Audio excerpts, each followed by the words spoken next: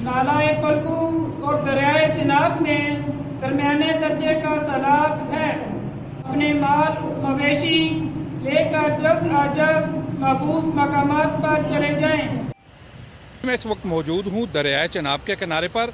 ये जो पुल है ये वस्ती पंजाब के दो शहरों गुजरात और वजीराबाद को आपस में मिलाता है।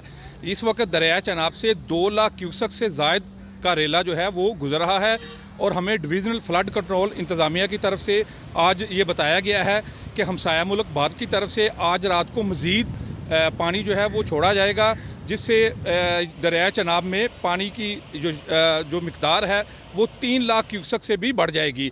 इस वक्त यहाँ पर जो है वो 87 जो फ्लड कंट्रोल सेक्टर जो हैं वो बनाए गए हैं। इसके अलावा जो इंतज़ामात किए जा रहे हैं उनके मुताबिक हेलीपैड्स की भी निशानदेही की गई है और जो फ्लड कंट्रोल इंतज़ामिया ने जो अफसरान मुतय्यन किए हैं उन्होंने यहाँ पर अपनी ड्यूटियाँ भी संभाल ली हैं। इससे पहले जो है 2013 में यहाँ पर जो दरिया चिनाब में सैलाब आया था, जिससे 800 से ज़्यादा देहात जो है वो मुतासर हुए थे और उसके बाद उसके अगले ही साल 2014 में यहाँ पर सैलाब आया था, जिससे 1100 के करीब जो है देहात वो मुतासर हुए थे।